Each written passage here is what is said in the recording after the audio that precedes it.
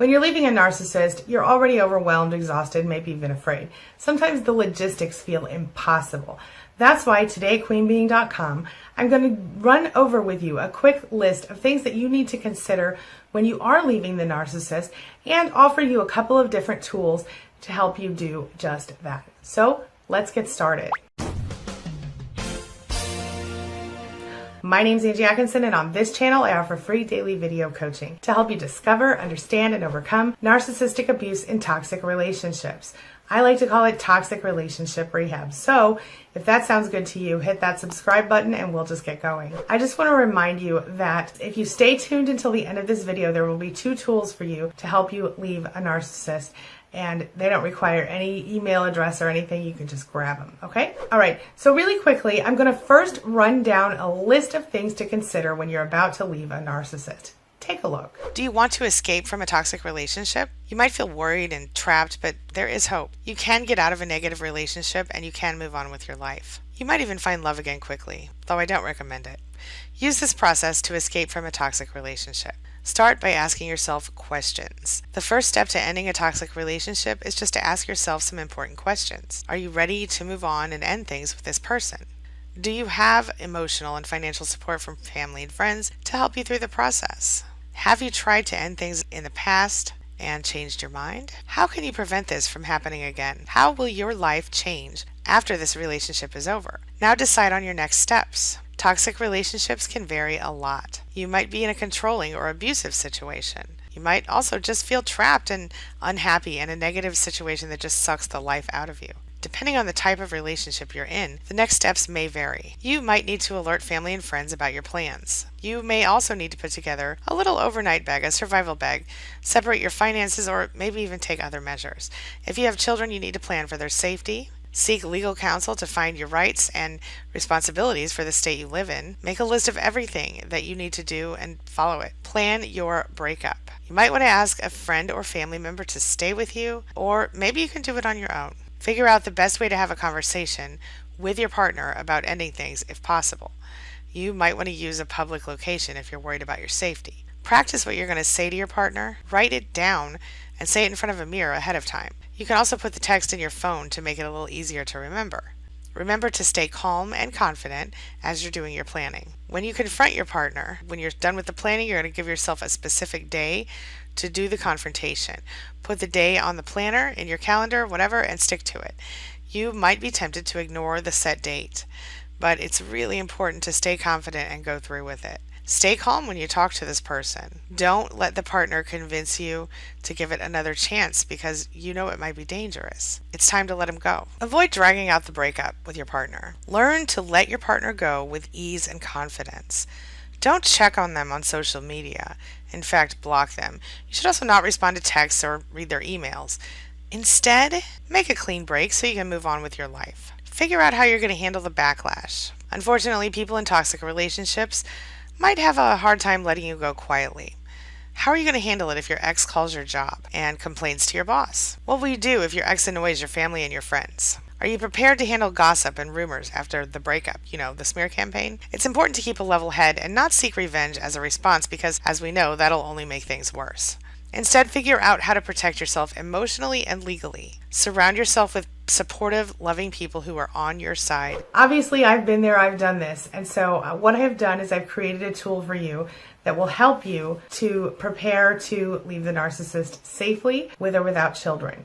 So take a look at this. There are so many different things to think about, so many different things you need to do. And I don't know about you, but when I left my narcissist, I wish I would have had a checklist of things I should have considered.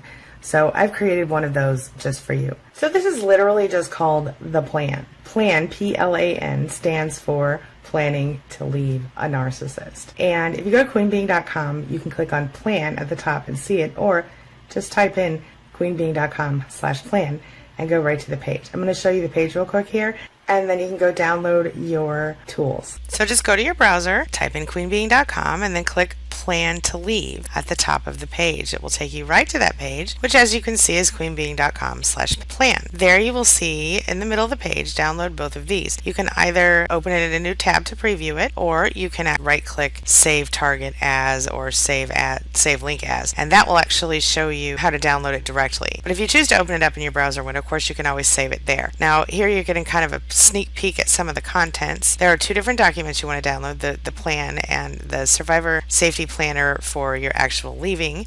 There are 7 different parts of it outlined, and you get places to put all your own notes as well as information in one of them. It's like a workbook / checklist, and the other one, as you can see, is a list of things you need to remember, things that are important to you during that time, stuff like that. So there you go.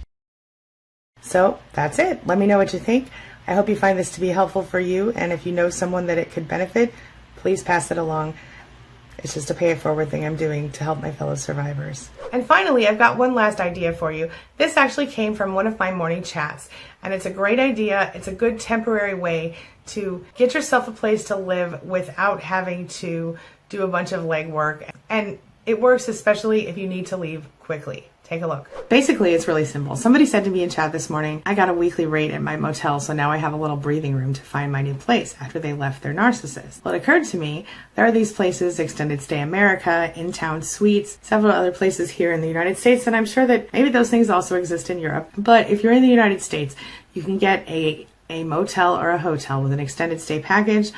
They have, a lot of them have like studio apartments. They have, you get a bed, you get a little sitting area, a table, sometimes a couch, you get a little mini kitchen. Sometimes you need to go somewhere else for the kitchen, but you get a little bit of stuff. Even regular hotel rooms end up having a microwave a lot of times and a little fridge. So that's an idea. Talk to the hotels in your area and find out what kinds of weekly rates they can get. Couple of examples for you. Here is In-Town Suites. They have flexible payment terms, and as you can see, they say you can stay as long as you need. We have numerous rates to make the suites even more convenient. After the first week, you can extend your stay by the week or use our stayover rate. And just so you guys know, this is not a sponsored video in any way, although I probably should have made that happen. Here's another one, Extended Stay America, showing you various options that they have. So a lot of them have kitchens built in, and you can look at like places like tripadvisor.com for cheap weekly or monthly rates. There are lots of different things. Some of the rooms are not that great, some of them are good. So just something to think about. This brings me to the question of the day. And the question of the day is, what would you add to this list? What else do people need to think about when they're leaving a narcissist? And if you've left your narcissist already, share your experiences and your thoughts and any tips you have in the comment section below, because this might help another survivor do a little better. And if you haven't left your narcissist and you're thinking of doing so, share your thoughts on that below too. What are you struggling with? What else can I help you with in a video? That's all I've got for you right now. As always, thank you so much for being a part of my day and a part of my life. And hey, thanks for letting me be a part of yours. It really does mean a lot to me. I'll see you soon.